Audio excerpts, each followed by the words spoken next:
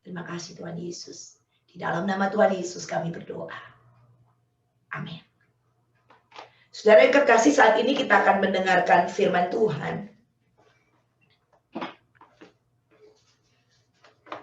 Saudara, judul khotbah saya pada saat ini, judulnya adalah Gaya Hidup Seorang Hamba Tuhan. Saudara yang kekasih, perlu kita sadari bahwa semua kita pada waktu kita menerima Tuhan Yesus sebagai Tuhan dan Juru Selamat,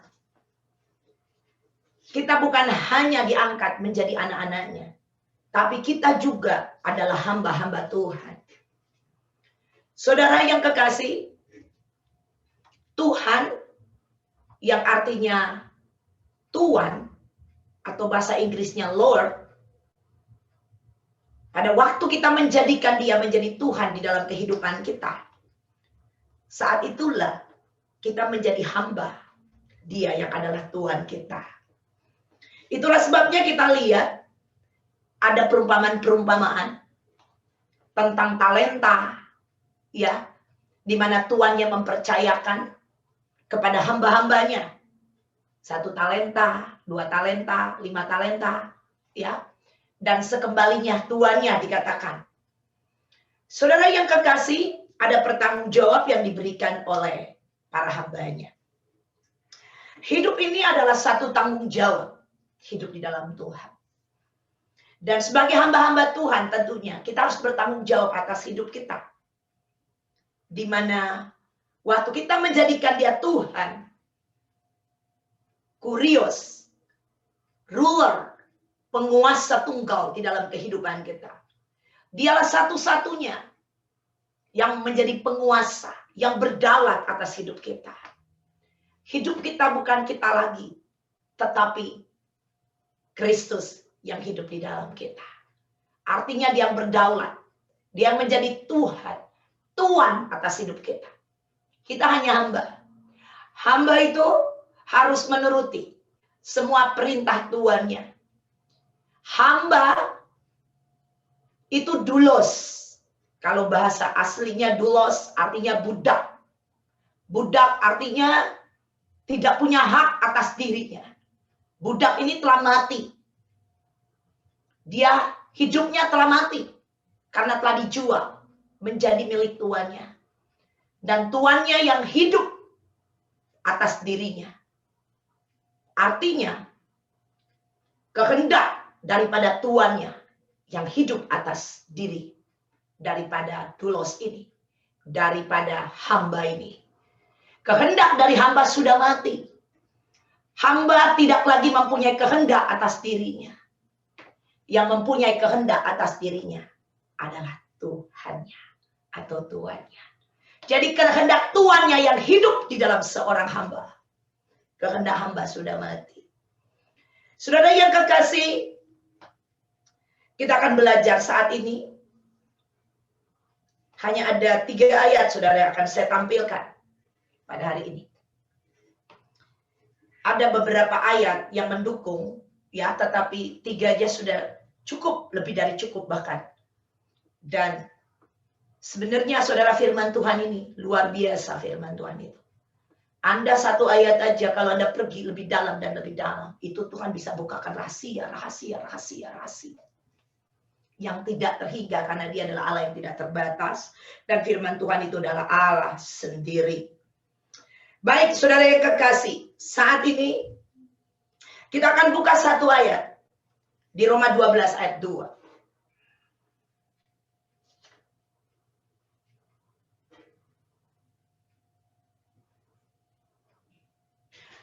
Roma 12 ayat 2, ini yang menjadi dasar ayat pada hari ini kita akan belajar.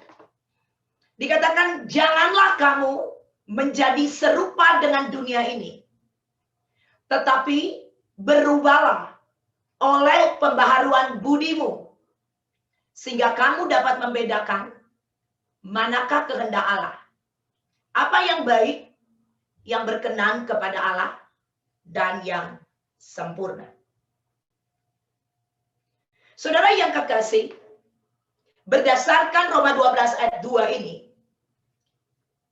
kita akan melihat bagaimana kita menjadi seorang hamba Tuhan.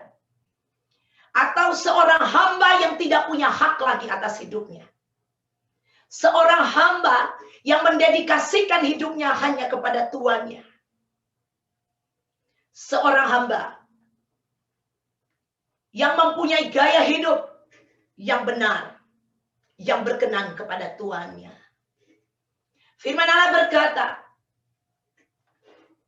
bahwa di dalam perumpamaan tentang talenta, dikatakan pada waktu tuannya datang kembali, dan hamba-hamba yang melipat gandakan talenta itu, dia berkata kepada hamba itu, baik sekali perbuatan, hai hambaku yang baik dan setia. Engkau telah melakukan perkara-perkara. Ya, saudara yang kekasih, seorang tuan, dia akan memuji hambanya. Kalau hambanya ini exactly melakukan kehendak dari tuannya. Di dalam kehidupan kita, mengikuti Tuhan, khususnya di dalam mengaplikasikan firman Allah dalam kehidupan kita, kita harus jadi hamba dari firman Tuhan. Kita harus ingat status kita, kita adalah hamba dari firman Tuhan. Kalau hamba, berarti kita mutlak ada di dalam firman. Roma 12 ayat 2 berkata, bahwa untuk menjadi seorang hamba atau gaya hidup seorang hamba Tuhan, mempunyai gaya hidup seorang hamba Tuhan, seorang hamba Tuhan yang berkenan, yang pertama yang harus dilakukan adalah di Roma 12 ayat 2 ini, janganlah kamu menjadi serupa dengan dunia ini. Ya. Janganlah kamu menjadi serupa dengan dunia ini. Jadi, untuk kita mempunyai gaya hidup sebagai seorang hamba Tuhan, yang pertama, kita tidak boleh menjadi serupa dengan dunia ini. Itu yang pertama. Semangat zaman atau the spirit of age, ya, saat ini prinsip dunia ini adalah prinsip yang sudah jatuh. Dunia ini sudah jatuh. Ini fallen world, dunia yang sudah jatuh. Prinsip dunia ini juga sudah jatuh. Atau prinsip dunia adalah prinsip yang sudah jatuh dalam dosa. Maka implikasi dari ketidaktaatan atau kehidupan yang menjauh dari Allah, inilah yang menjadi gaya hidup dunia ini. Saudara, dunia ini sedang menuju kepada kebinasaan. Kalau kita lihat di ayat 2 ini dikatakan, janganlah kamu menjadi serupa dengan dunia ini. Ide dari ayat ini, saudara yang kekasih, ayat 2 ini, itu tidak bisa berdiri sendiri. Jadi ayat 2 ini tidak mungkin terjadi kalau tidak ada ayat yang mendukungnya sebelumnya. Kalau pakai satu kata, saudara yang kekasih, bahwa ayat ini ada yang dinamakan frasa. Kata frasa ini artinya bahwa satu kata tidak akan berdiri tunggal dengan pengertian yang berbeda, ya, kalau tidak didukung oleh kata yang lain, ya. Dan ayat 2 dari Roma 12 ini tidak akan terjadi kalau tidak didukung oleh ayat 1. Untuk itu mari kita buka ayat 1. Roma 12 ayat 1.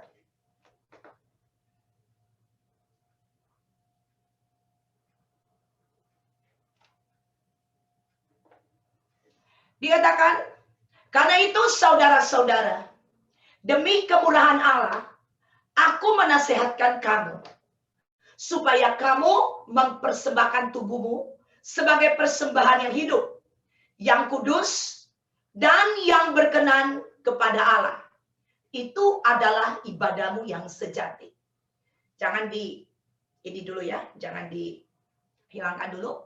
Perhatikan, dikatakan, karena itu saudara-saudara, demi kemurahan Allah, aku menasehatkan kamu. Kitab Roma ditulis oleh Rasul Paulus. Dia menasehatkan saudara-saudaranya di Roma dengan kemurahan Allah. Dengan kata lain, ya silakan. Dengan kata lain, bahwa nasihat yang disampaikan oleh Rasul Paulus tidak akan bisa terjadi tanpa kemurahan Allah. Jadi, di Roma 12 ayat 2 ini, itu Rasul Paulus langsung poin, ya, bahwa kita harus hidup tidak menjadi, janganlah kamu menjadi serupa dengan dunia ini. Kita tidak boleh hidup sama seperti dunia. Nah, cara kehidupan ini tidak mungkin kita bisa ikuti kalau tidak ada kemurahan Allah. Saudara, kemurahan Allah itu berbicara tentang anugerah.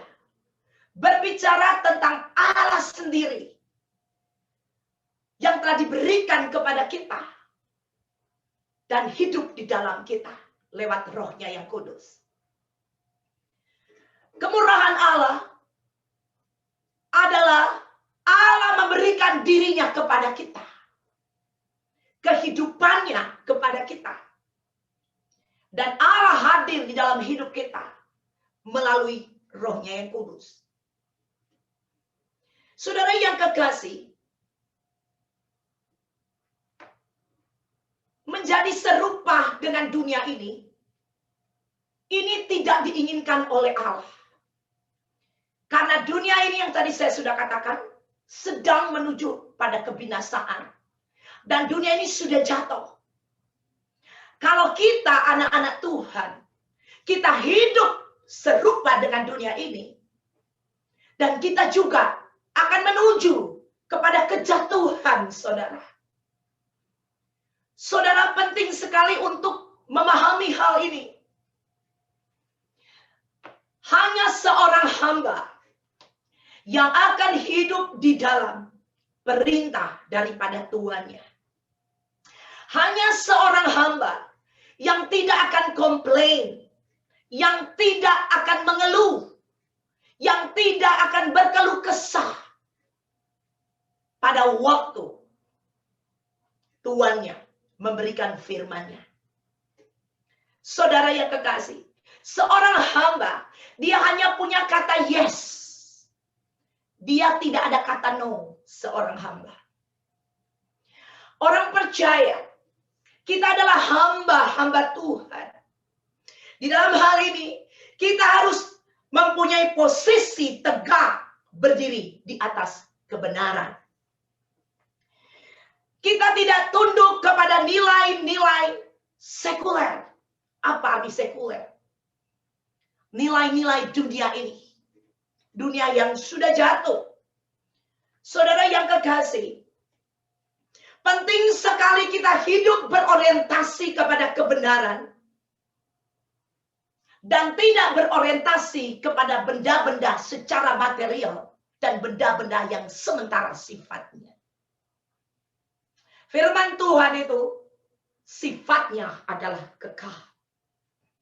Sedang dunia ini sifatnya sementara. Saudara, kehidupan ini yang hanya sementara, tetapi harus diisi dengan nilai kekekalan. Ini seorang hamba Tuhan. Seorang hamba Tuhan, dia tidak akan mendengarkan siapa-siapa. Karena dia sudah dibeli oleh tuannya. Dan pemilik satu-satunya atas hidupnya adalah tuannya. Bukan dirinya sendiri dan bukan tuan yang lain. Tuan yang membeli hidupnya, dialah yang berhak. Kita sudah dibeli dengan harga yang tuntas. Amin. Ya. Kita adalah milik Tuhan Yesus. Ya.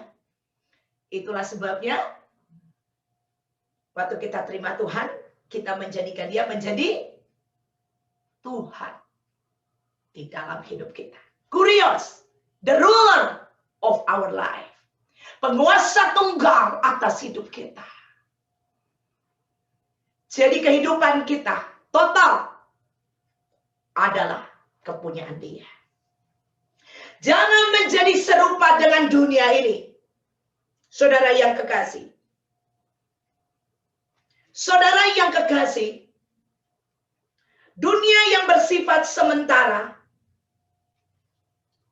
adalah dunia yang tidak akan pernah puas.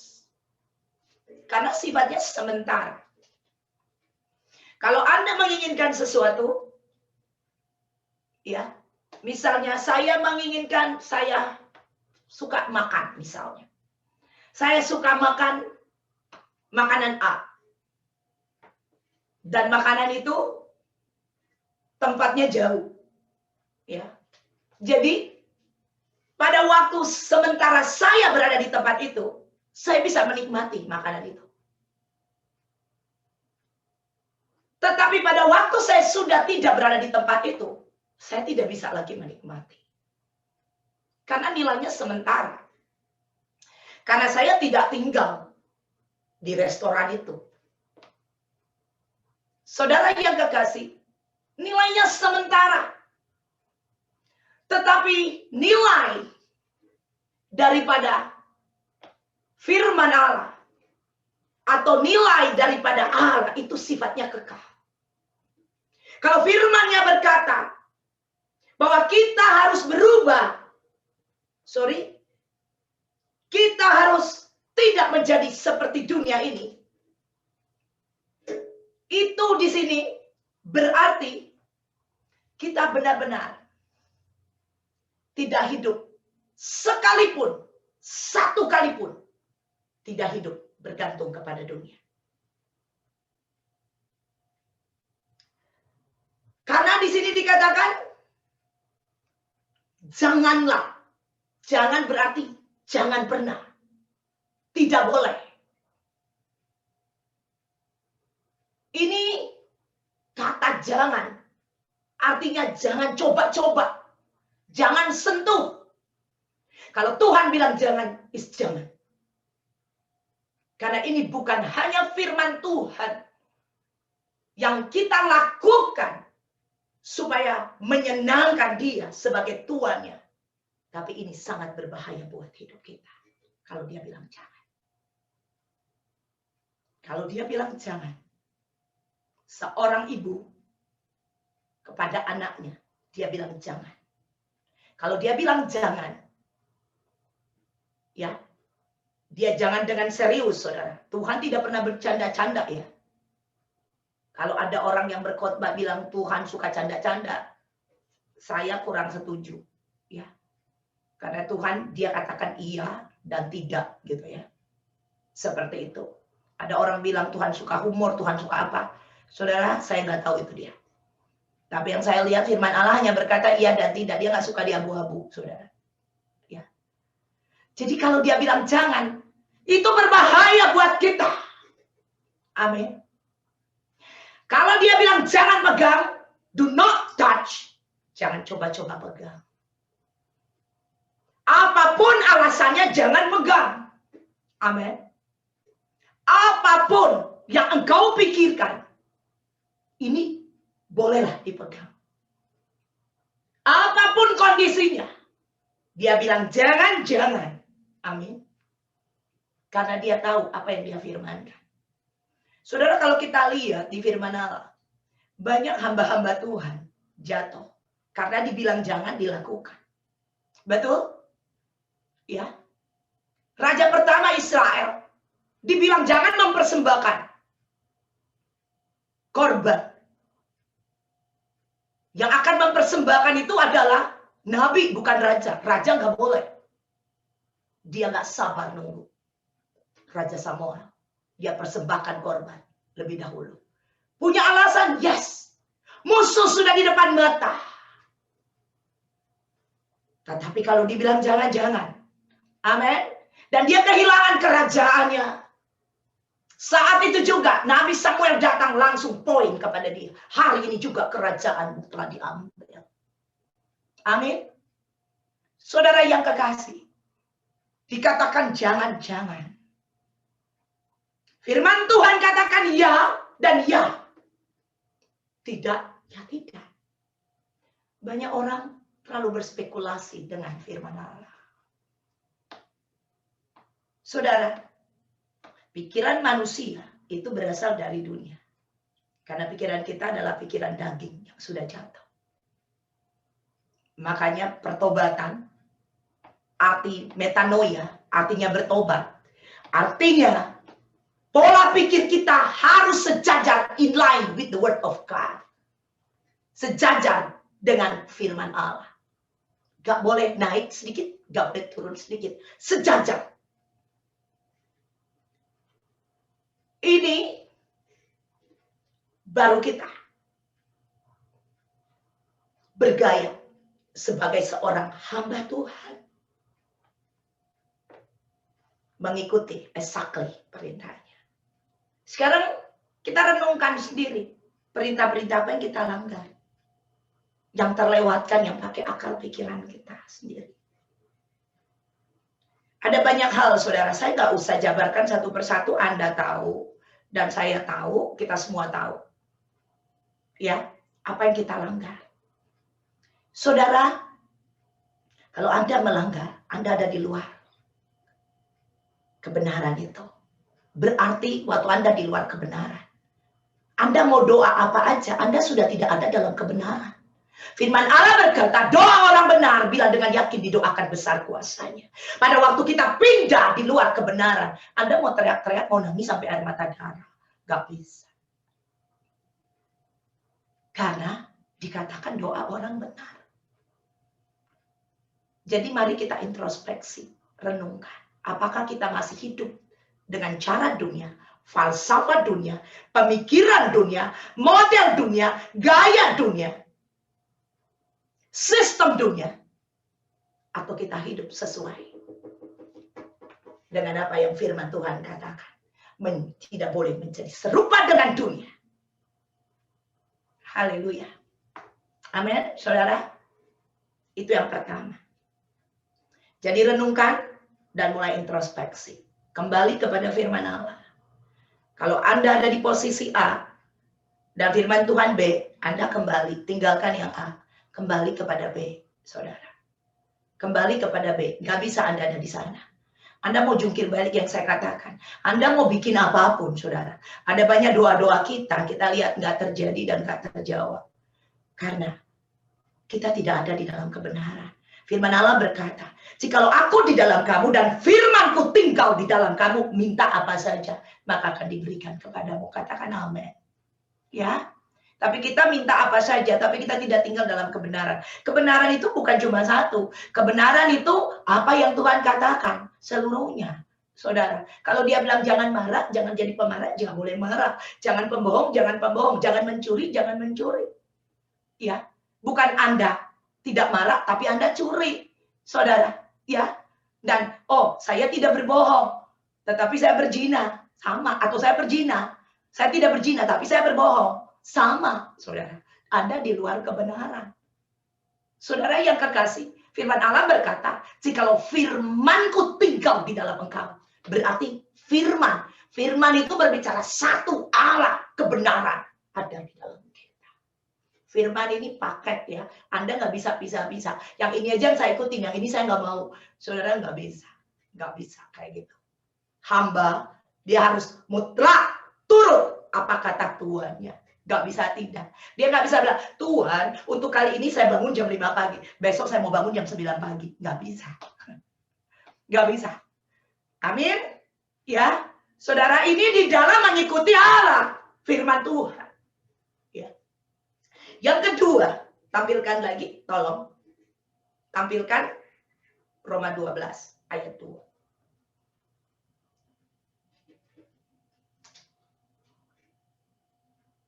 Roma 12 ayat 2. Yang kedua, dikatakan tetapi berubahlah oleh pembaharuan budimu. Ya. Tetapi berubahlah oleh pembaharuan budimu. Oke. Yang pertama tadi, janganlah kamu menjadi serupa dengan dunia. Yang kedua, supaya kita mempunyai gaya hidup seorang hamba Tuhan. Yang kedua, kita harus berubah oleh pembaharuan budi kita. Saudara yang kekasih, akal budi, kalau bahasa Yunaninya disebut nous. Nous.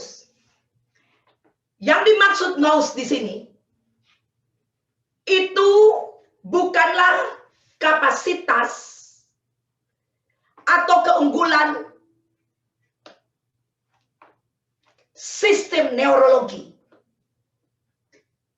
atau sistem saraf otak kita. Tetapi ini berbicara tentang pola pikir yang memproduksi gagasan yang benar, memilah mana yang benar dan yang tidak benar. Dan secara aktif terjadi. Saudara, di dalam Roma 3 ayat 11a, tolong ditampilkan.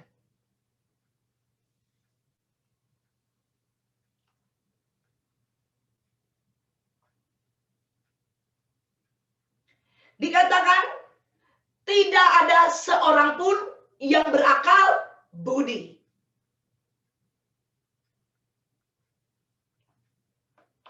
Saudara, ayat di nomor 2 tadi dikatakan, di Roma 12 ayat 2, dibilang, tetapi berubahlah oleh pembaharuan budimu. Pembaharuan budimu, tidak usah ditampilkan. Sedangkan di Roma 3 ayat 11a tadi kita lihat, dikatakan tidak ada seorang pun yang berakal budi. Tetapi kita disuruh berubah oleh pembaharuan budimu. Saudara, di sini dikatakan, digambarkan di kitab Roma oleh Paulus.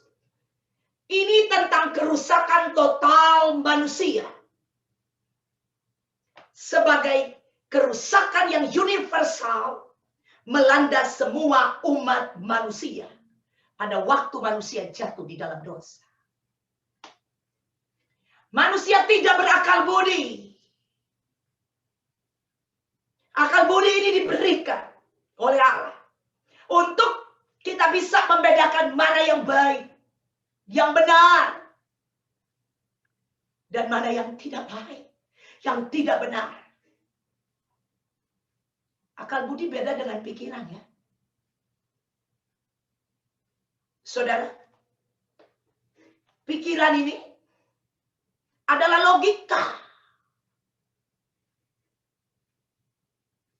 Pikiran ini yang menampung logika dari dunia ini.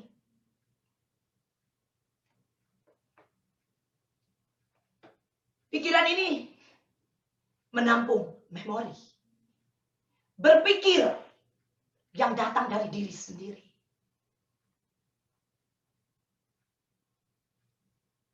Tetapi akal budi di sini itu bukan pikiran. Tetapi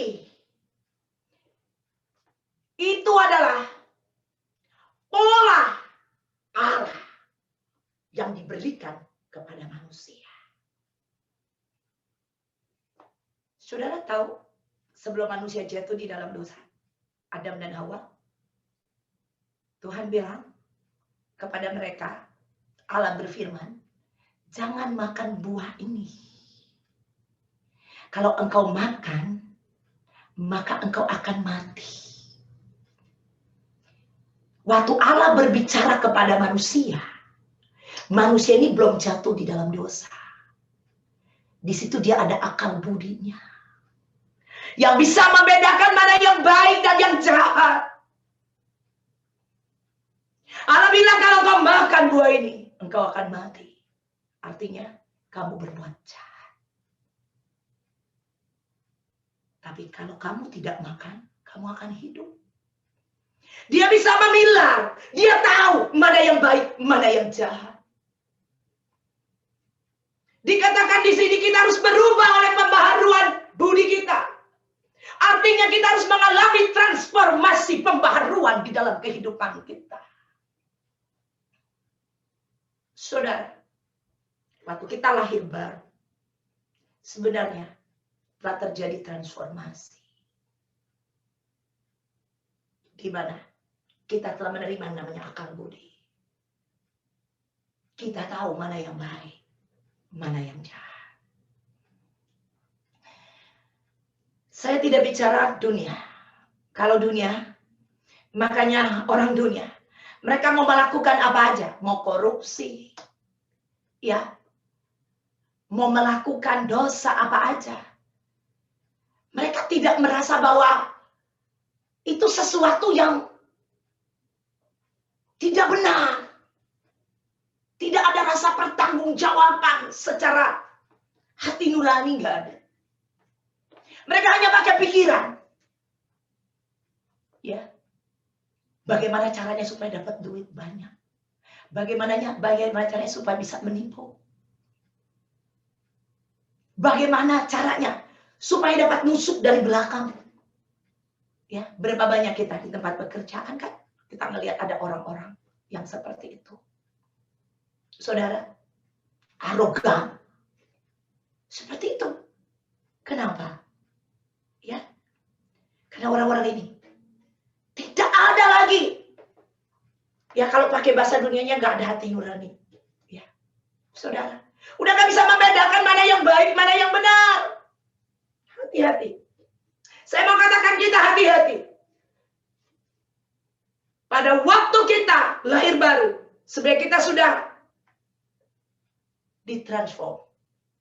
ditransformasi dari kehidupan lama menjadi hidup yang baru. Kalau transformasi itu, saudara, itu bentuknya juga berubah. Anda lihat, sebelum Anda melihat kupu-kupu yang cantik,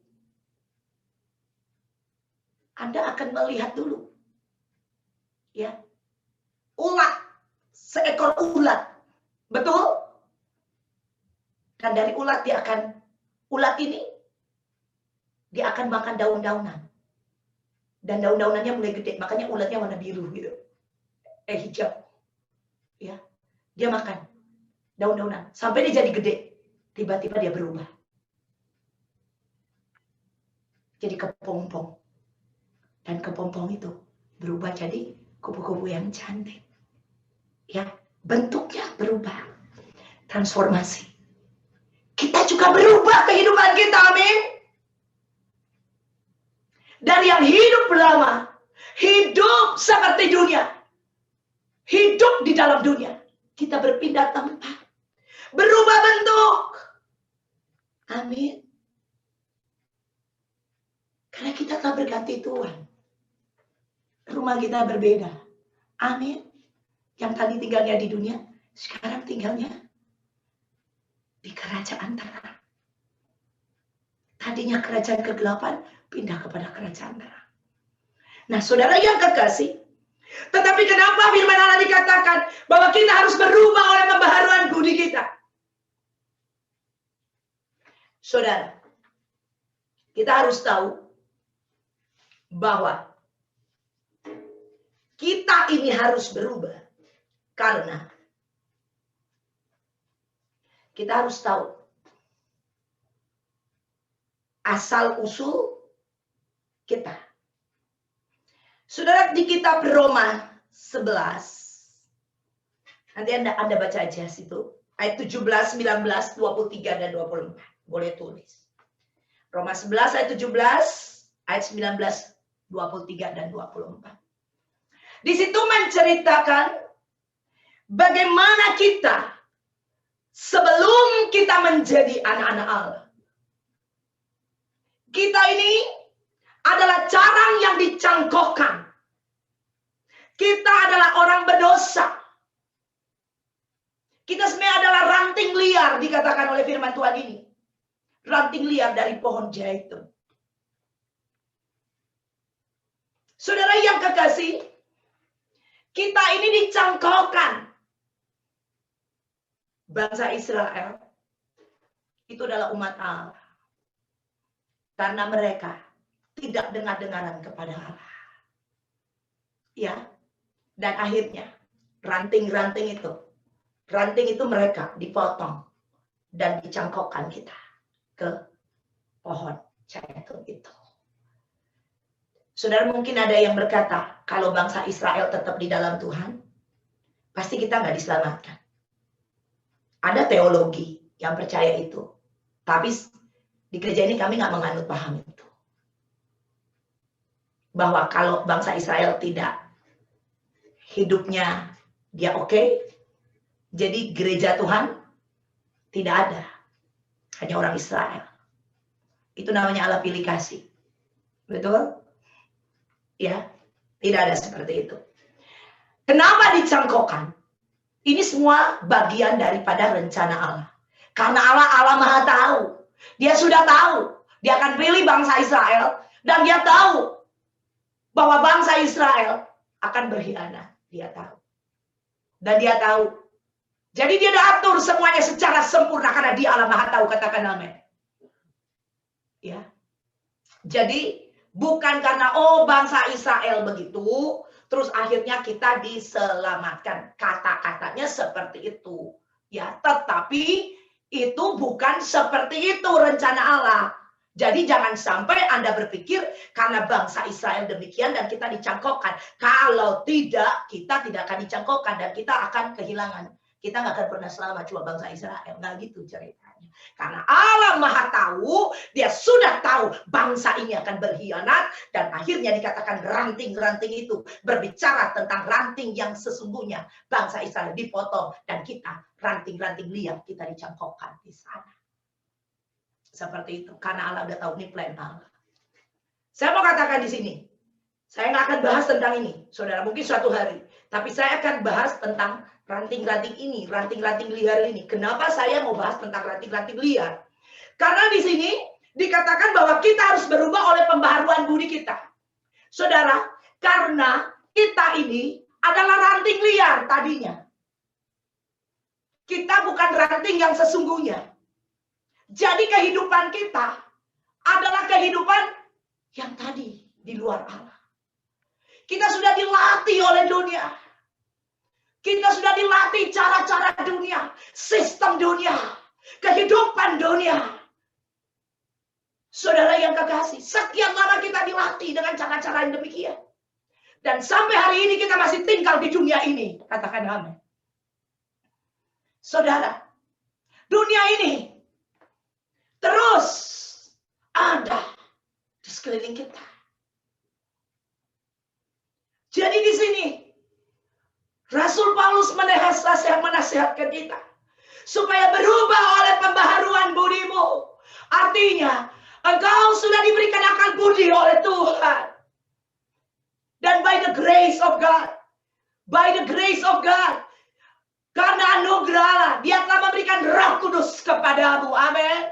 Dan Roh Kudus itu tinggal di dalam kita. Amin. Dan Roh Kudus itu sudah yang bekerja di dalam kita. Amin. Yang akan membuat firman Allah ini, perubahan ini dia di dalam kehidupan kita. Akal budi yang sudah diberikan kepada kita. Sehingga kita tahu mana yang baik, mana yang jahat. Dan kita memilih yang baik dan Roh Kudus membuat itu terjadi di dalam hidup. Yang mengertilah baik Anda. Hanya yang mengerti. Amin. Saudara yang kekasih, kita ranting liar yang dicengkokkan. Kalau Anda tidak punya hubungan erat dengan Tuhan, saudara, hati-hati. Jangan sampai Anda, ya, kelakuan ranting liar itu keluar dalam dirimu. Bukan karakter Kristus yang nampak. Saudara, mungkin engkau orang yang baik-baik menurut dirimu. Ada banyak orang merasa dirinya baik, saudara. Baik saja tidak cukup, harus benar. Ada orang mungkin tidak bikin dosa A, tapi masih bikin dosa D, C, D. Saudara, memperbaharui kehidupan ini. Diperbaharui, saudara. Oleh pembaharuan budimu akan budi kita. Ini harus day by day. Haleluya. Harus day by day. Kita harus mempunyai hubungan. Terus nempel. Ingat, kita dicangkokkan. Dicangkok. Dibuat menempel. Amin. Kalau udah dibuat menempel, jangan coba-coba. Kita terlepas. Waktu Anda terlepas, Anda akan bersilat lagi seperti ranting liar. Menempel artinya Anda harus menempel dengan firman itu setiap hari. Amin. Ya, setiap hari periksa dirimu. Firman Allah berkata, jagalah hatimu dengan segala kewaspadaan, karena dari situlah terpancar kehidupan. Amin. Haleluya. Jaga hati kita. Apakah di sana ada firman atau tidak? Amin. Haleluya. Jaga hati kita, saudara. Berubah pola pikir kita harus inline sejajar dengan firman Allah. Jangan kau pikirkan harus firman Allah mutlak, absolut. Jangan ada yang lain. Kalau Tuhan bilang jangan takut ya. Jangan bilang kalau kayak begini kan manusiawi, boleh dong takut. Ya, dia bilang jangan khawatir, amin. Jangan Anda bilang, masa nggak boleh khawatir, namanya manusia. Saudara Anda sudah ditransformasi. Amin. Haleluya. Ingat keberadaan kita. Ingat siapa diri kita. Kita udah jadi kupu-kupu. Kita bukan lagi ulat. Katakan amin. Saudara, ingat status kita. Dan ingat bahwa kita berasal dari mana? Ranting liar. Haleluya. Nempel terus dengan firman Allah. Nempel terus dengan pohon zaitun itu. Dengan Yesus sumber kehidupan itu. Katakan amin. Dengan firman-Nya. Melekat di sana. Jangan kemana-mana. Izinkan firman yang ada di dalam kita. Katakan amin. Dan engkau akan menikmati berkat-berkat Allah di dalam hidupmu. Saudara, kita perlu berkat. Jangan alergi sama berkat. Kalau Anda nggak mau berkat, Anda tinggal dalam kutub. Amin. Kita perlu berkat. Saudara, Yesus adalah sumber berkat itu. Waktu kita nempel di Dia, di situ berkatnya akan mengalir dalam hidup kita. Di situ berkat kekuatan, berkat kesehatan, berkat masa depan, berkat keluarga bahagia, berkat kasih Allah. Itu akan mengalir di dalam hidupmu. Katakan amin. Berkat kebajikan Tuhan. Nempel. Saudara yang kekasih, waktu engkau menempel, di situ akan mengalir.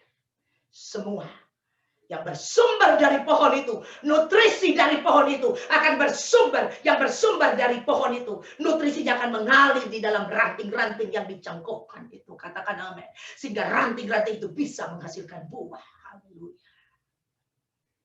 Itu yang nomor 2. Saudara yang kekasih. Saudara ingat baik-baik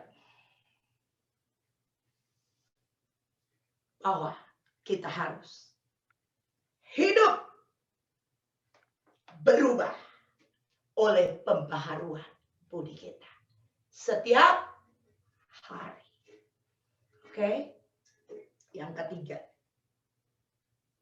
Saudara yang kekasih, tampilkan lagi minta yang Roma 12 ayat 2.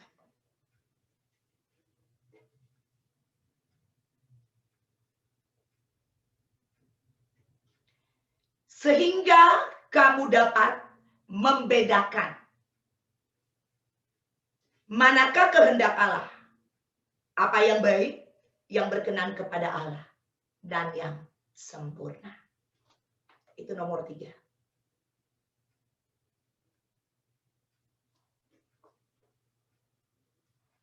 Saudara yang kekasih,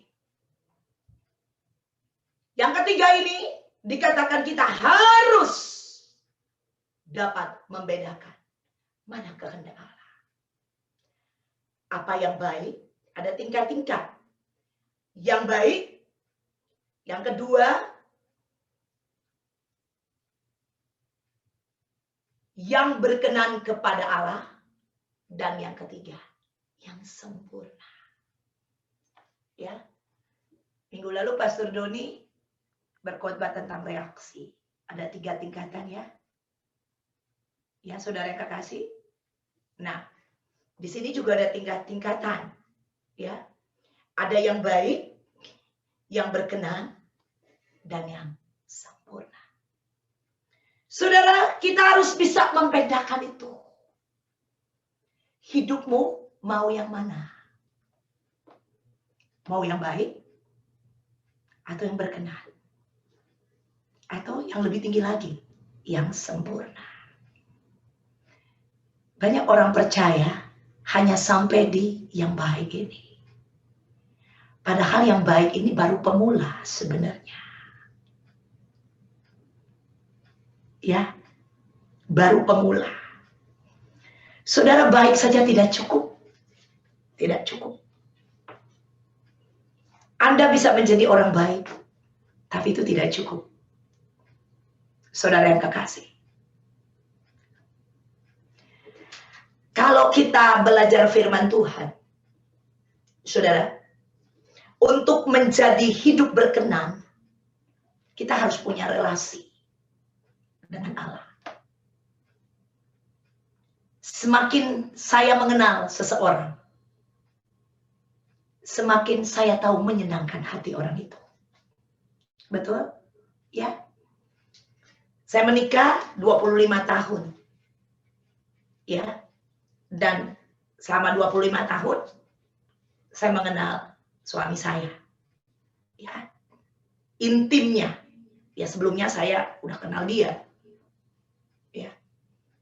Tetapi intimasi itu ada terjadi pada waktu di pernikahan. Ya, jadi tidak ada lagi kepura-puraan, tidak ada lagi yang dibuat-buat kan, kalau orang masih mungkin sebelum menikah, ya banyak yang saya dengar katanya nggak kelihatan kelakuannya, setelah menikah baru, waduh, welcome to the real world. Ya, oh ternyata kamu kayak gini ya, kamu kayak gitu ya, seperti itu ya, udah pilih apa yang dipersatukan Allah nggak boleh dapat diceraikan. Jadi ya nerimo, kata orang Jawa, seperti itu. Ya, saudara yang kekasih, tapi bagi orang percaya tidak bilang nggak seperti itu ya, ya udah deh nerima aja deh. Tetapi bagi orang percaya, saya percaya bahwa ada pembaharuan budi di dalam kehidupan kita. Amin. Setiap hari. Ya, jadi pasangan kita akan disukakan dan dia juga akan menyukakan hati kita. Haleluya. Ya, dan kalau memang kita lihat masih di rumah tangga masih belum, kok kayaknya yang satu masih belum gitu. Masih ya udah ada tapi masih belum sepenuhnya. Berdoa. Amin. Jangan putus harapan. Percaya. Amin. Nah, saudara, untuk hidup berkenan, saya harus mengenal orang itu. Saya semakin tahu kesukaannya dan menyenangkan hatinya. Semakin saya bergaul, semakin saya tahu, saudara. Saudara, kalau engkau mengenal Tuhan, semakin engkau punya hubungan dengan Dia, semakin engkau akan menjadi orang-orang hamba-hamba yang berkenan kepadanya. Anda akan tahu keinginan Tuhan itu apa. Saudara, Ada satu cerita, seorang hamba Tuhan, dia menjadi gembala di satu gereja. Dan gerejanya bertumbuh besar, dan jadi besar, saudara. Dan suatu hari, dia berkata bahwa saya mau meninggalkan gereja ini. Saya mau pergi jadi penginjil. Dan dia tinggalkan gereja ini, dia pergi menjadi penginjil. Bagus gak jadi penginjil? Bagus. Bagus gak jadi gembala? Bagus. Penginjil artinya dia tinggalkan tempat ini, dia pergi ke daerah pedalaman. Dia ke sana. Bagus gak orang pergi ke pedalaman? Bagus, saudara. Beritakan Injil di sana. Bagus gak dia jadi pendeta? Bagus. Saudara, baik semuanya. Tapi yang berkenan kepada Allah yang mana? Allah panggil dia apa? Amin. Saudara, yang berkenan ini perlu intimasi dengan Allah. Amin. Perlu hubungan. Sehingga kita tahu apa yang menyenangkan hati dia. Apa yang berkenan kepada dia. Baru namanya kita menyenangkan hati Tuhan. Sudah di dalam spiritual masih ada tingkatan yang baik, yang berkenan. Dan yang terakhir, saudara, sempurna. Kemarin juga kan, yang tahapan yang nomor 3, sempurna. Amin. Allah kita Allah yang sempurna. Kalau firman Allah berkata sempurna, bisa tidak sempurna? Nggak bisa secara manusia. Hanya siapa yang sempurna? Hanya Allah. Ada di sini yang sempurna, angkat tangan. Nggak ada yang sempurna. Karena dulu kita pernah jadi ulet. Betul? Ya? Saudara, sekarang kita kupu-kupu. Tapi kupu-kupu aja kadang masih suka main-main dengan ulet. Ya? Saudara. Yang sempurna. Firman-Nya sempurna, bisa atau tidak? Hanya Allah yang bisa. Makanya dia tinggal di dalam kita. Amin. Haleluya. Tahukah Anda bahwa tubuhmu adalah bait Roh Kudus? Tempat Roh Kudus tinggal. Tahukah Anda bahwa tubuhmu ini adalah bait Allah? Rumah Roh Kudus. Tahukah Anda rumah Roh Kudus adalah Roh Kudus yang mengendalikan rumahnya? Amin. Bukan Anda. Dibilang tubuh kita ini bukan rumah saya, rumah Roh Kudus. Amin. Berarti Roh Kuduslah pemilik tubuh ini. Roh Kuduslah yang mengendalikan kehidupan kita. Nah, kalau Roh Kudus yang mengendalikan, saudara, ini sempurna. Katakan amin. Saudara, kita berada di mana saat ini? Kalau yang sempurna, Tuhan berkata, kepunyaanku adalah kepunyaanmu. Sempurna. Saudara, kalau sempurna, apa lagi? Gak ada lagi. Udah sempurna. Udah menjadi satu dengan dia. Unity. Dia ada di dalam kita. Kita ada di dalam dia. Bersatu. Kitanya sudah tidak kelihatan. Hanya dia yang kelihatan. Dia menguasai hidup kita. Ini sempurna. Bisa nggak mencapai ini? Of course bisa. Kalau kita mengizinkan Roh Allah yang bekerja di dalam kita. Caranya bagaimana? Nggak usah susah-susah. Setiap hari. Waktu kau bangun pagi. Bilang, Tuhan, aku mau hidupku. Bukan hanya yang baik. Tetapi berkenan. Bukan hanya yang berkenan. Tetapi sempurna. Ini kerinduanku Tuhan. Karena ini firman Allah. Dan izinkan Roh Kudus membuat itu terjadi di dalam hidupmu. Haleluya. Caranya adalah bersatu dengan dia. Bersatu dengan firman-Nya. Tinggal di dalam firman-Nya. Firman-Nya tinggal di dalam kita. Haleluya. Ketiga hal ini. Inilah gaya hidup dari para hamba Tuhan. Sehingga orang bisa melihat tuannya. Wow, ini hambanya Tuhan Yesus. Amin. Haleluya. Nama Tuhan dipermuliakan.